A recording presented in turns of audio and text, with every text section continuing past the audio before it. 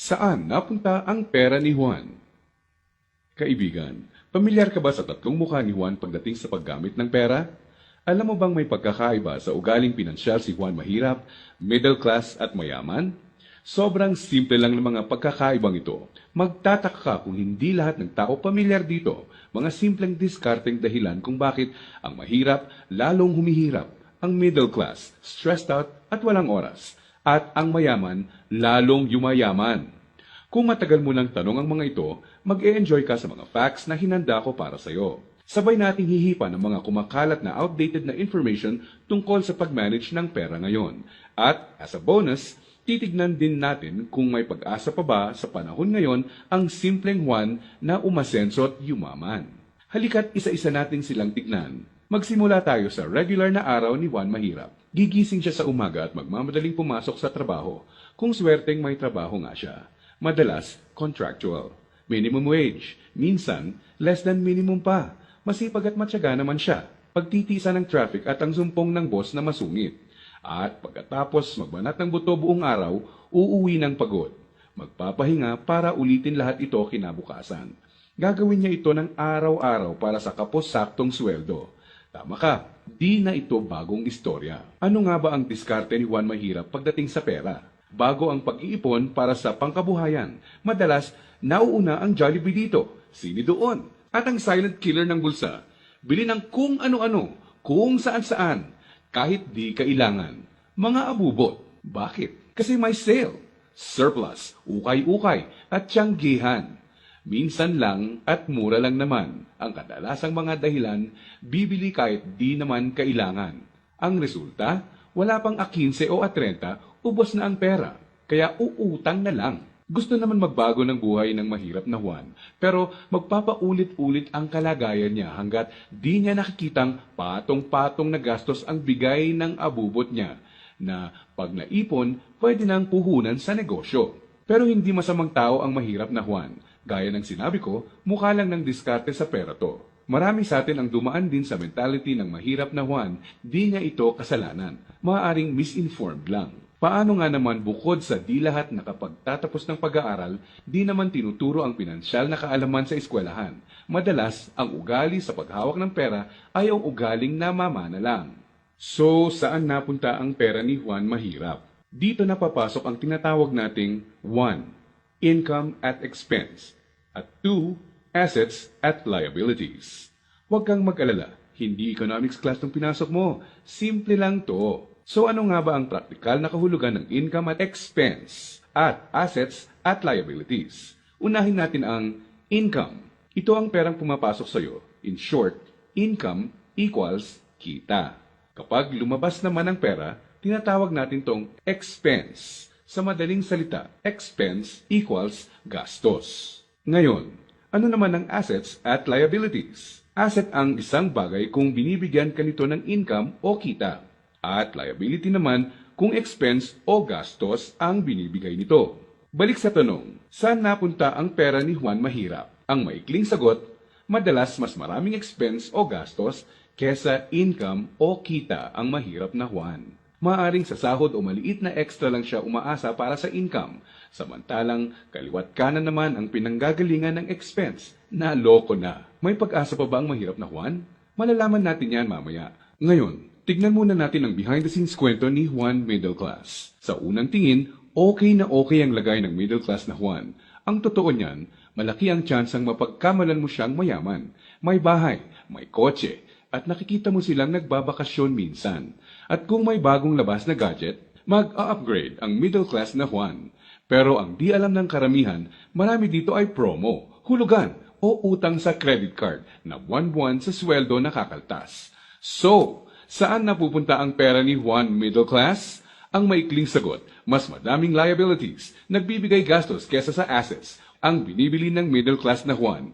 Imbes na investments na gagawa ng income, nauuna sa listahan niya ang paggagamitan ng pera, ang upgraded na lifestyle. Gusto niya ang convenience at quality sa buhay. Tingnan nating halimbawa to. Kung traditional economics ang pagbabasehan, ang kotse at bahay ay madalas na sinasabing assets. Sa praktikal na buhay ni Juan, masasabi nating outdated na ang pananaw na to.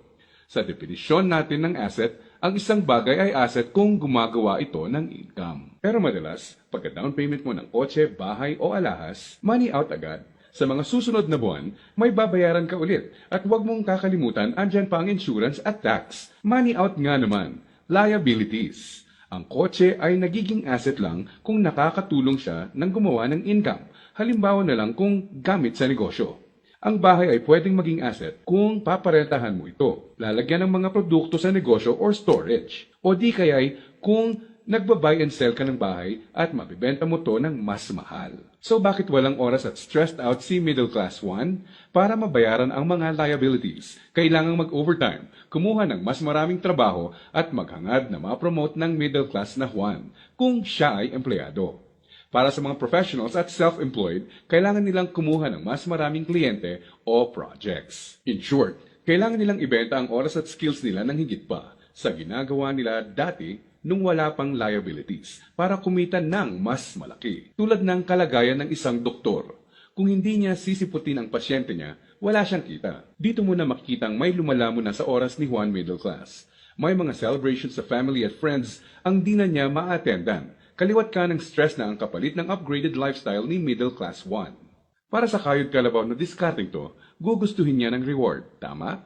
Kaya mas madalas na siyang mag-taxi, kahit pwede namang mag-jeep. Starbucks coffee na, dati okay na ang 3-in-1. Sa restaurant na mas madalas kakain, kahit pwede namang sa bahay. Ilang halimbawa lang ito. Sa oras na may isip ni Juan Middle Class na magnegosyo, ang kita niyang pangpupuhunan sana, pambayad sa liabilities na pupunta. Kung tatanungin mo siya kung anong gusto niyang baguhin, madalas sasabihin niyang ibalik sa kanya ang oras niya. Mabait si Juan Middle Class. Gusto niya ng maganda at komportableng buhay para sa pamilya niya. Magaling din siya sa trabaho o sa propesyon niya. Sa kasamaang palad, pagdating sa pinansyal na mindset, may outdated advice at information siyang dala. Ang dating akala niyang assets ay liabilities na pala. May pag-asa pa ba si Juan Middle Class? Malalaman natin yan ilang sandali lang. Ngayon, tignan muna natin ang sikreto ni Juan Mayaman. Alam mo ba na madaming Juan Mayaman ang mga self-made? Ibig sabihin, bunga mismo ng sariling pagod, sakripisyo at tiyaga ang tinatamasa nilang tagumpay. Simple lang kung susumahin mo ang lifestyle niya, may time and financial freedom. Maluwag ang buhay kung may kailangan. Choice sila kung ano ang sasakyan nila, saan sila titira, sino ang makakasama at makakatrabaho nila, kailan at saan sila magbabakasyon, at iba pa. In reality, mas madami din silang tsansang makatulong sa kapwa, gaya ng pagdodonate sa charity at pagsali sa outreach programs. Balik tayo sa tanong, saan napunta ang pera ni Juan Mayaman? Kapag may perang hawak si Juan Mayaman, sa asset niya ito dinadala. At sa asset na ito ay kikita pa ng mas maraming pera para sa kanya. At ano naman ang gagawin niya sa bagong kitang ito? Tama ka, i-invest ulit niya sa ibang asset pa. Ano ba ang mga examples ng asset na ito? Andiyan ang investments, apartment, or kotseng pinaparenta. Ang edukasyon, seminar, tradings at iba pa na magtuturo sa iyo ng skills na kaya kang bigyan ng kita ay asset din. Sabi nga ng isang bumper sticker, if you think education is expensive, try ignorance. Ibig sabihin, kung tingin mong mahal ang edukasyon, subukan mo ang kamangmangan. Assets din ang mga negosyo, lalo na ang mga kumikita ng passive income. Paano ba napagtatrabahuan ni Juan Mayaman ang kanyang time and financial freedom? Ang sikreto? Passive income at leverage. Sa practical na ibig sabihin, ang passive income ay income na pumapasok kahit tapos na ang malaking parte ng trabaho mo dito. Konting oras na lang ang kailangan ni Juan Mayaman para i-maintain ang asset niya. Kahit natutulog siya, pumapasok pa rin ang kita. Hiramin naman natin kay Robert Kiyosaki ang ibig sabihin ng leverage. True leverage is the ability to do more and more with less and less. Ibig sabihin, ang tunay na leverage ay ang kakayanan na gumawa ng mas maraming gamit ang mas kaunti. Para mas madali nating maintindihan, gamitin nating halimbawa kung paano nagsimula ang isa sa mga pinakamalaking drugstore sa bansa. Marami ang nasira noong World War II. Pagkatapos nito, kinailangang mag-rebuild ng mga tao. Dito na papasok si Mariano K. Napansin niya ang mga demand sa isang uri ng antibiotic na tinatawag na sulfa drugs. Paano niya nalaman? Ginamit niya bilang leverage ang natutunan niya bilang empleyado sa isang drugstore bago pumutok ang World War II. Nung mga panahon noon na nagsisimula ulit ang lahat at kahit naman ngayon, ang taong may enough information kesa sa iba ay nakakalamang. Gamit ang 100 piso, bumili siya ng sulfathiazole tablets at kumita sa paglalako nito. Ginamit niya mga unang kita niya para bumili ulit ng mga tableta na ilalako. Hindi niya ginastos sa liabilities at abubot ang mga sumunod na kita. Nag-ipon siya at gumawa ng kariton. Ginamit niya ito para makabenta ng mas marami pa. Naging asset at nagbigay ng leverage sa kanya ang kariton. Taong 1945, nakaipon siya ng sapat na pera para ipatayo ang una niyang drugstore. Pinangalanan niya itong Mercury Drug. Ngayon, kahit natutulog si Mariano, may humigit kumulang 900 na branches na at 11,000 na empleyado ang mga nagtatrabaho para sa kanya. Leverage. Dahil dito, pumapasok pa rin ang passive income sa kanya. Pwede mong gawin ang ginawa niya. Gamitin mo ang pera mo sa pagsisimula ng pagkakakitaan. Andyan lang sa tabi-tabi ang mga negosyong kayang magbigay ng passive income at leverage sa iyo. Gaya na lang ng experience ko. Di ko inakalang isang maliit na flyer lang na inabot sa akin sa mall ang magiging tulay para sa isang negosyong nagbibigay passive income at leverage sa akin. Naging ugali ko na i-prioritize sa mga pagkuha ng assets bago liabilities. Ano ang konklusyon natin ngayon na magpapayaman sa iyo? Intindihin mo to, hindi lang ang pagkakaroon ng pera ang nagpapayaman sa tao. Para hindi ka matulad sa 70% ng lotto winners na lalong nagiging mahirap dahil sa maling diskarte sa pera. Dapat, alam mo kung paano at saan gagamitin ang pera pag nagkaroon ka nito. Dahil sa internet, mas madali nang maghanap ng negosyong simulan sa maliit na capital at pwedeng palaguin para bigyan ka ng passive income at leverage.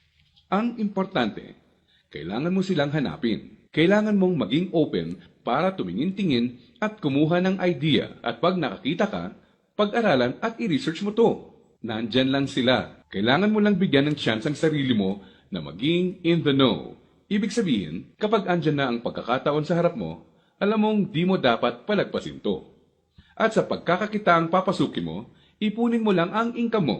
Gamitin mo to para palaguin pa ang assets mo hanggang ang kita ng assets at negosyo mo kahit di mo na directly pinatatakbo ay nagbabayad ng bakasyon, gadgets, kotse at bahay ng pamilya mo.